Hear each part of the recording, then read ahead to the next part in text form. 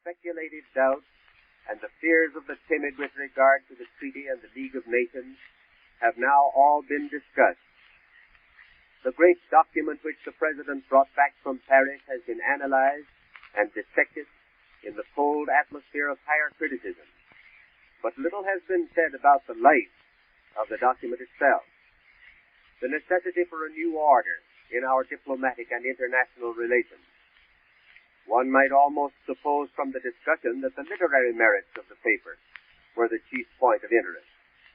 Meantime, it is necessary to remember that the lack of such a league in 1914 threw the world into the chaos of this war. Terrified statesmen endeavored to sustain the delicately poised balance of power. They ran here and there, uttering their old-time cautions and seeking with pathetic diligence for what they called a formula that would compose the mad impulses which were threatening to engulf the world. They failed because the means were not adapted to the end, because in the modern world things moved too fast for the stagecoach diplomacy of the Middle Ages. Had there been a League of Nations then, could Sir Edward Grey have summoned into conference the authoritative representatives of the great civilized powers, and through them have focused the intelligence and the conscience of mankind on the Austro-Serbian quarrel, there would have been gained the priceless moment of meditation which would have enabled the heady currents of racial and national passion to be allayed.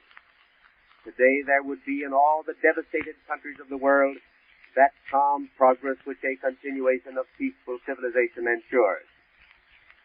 Billions of wealth, now utterly lost and destroyed, would still be in existence to comfort and enrich the life of nations. And millions of men, women, and children, done to death in battle or carried away by famine and pestilence, would still be alive to enjoy the normal portion of human happiness and to contribute by their labor and their love to the making of a better world. The four horsemen of the apocalypse rode abroad in the world, taking their toll among the fairest and best of the children of men, only because there was no bridle, no League of Nations to restrain their wild and destructive course. The question of this hour, therefore, is not whether a classically phrased and inerrant document has been drawn, but whether the fairest hope of men shall be realized. If we have but the goodness and the faith necessary to make any League of Nations work, we can make this one work. The people will furnish the faith if the statesmen will but stand aside.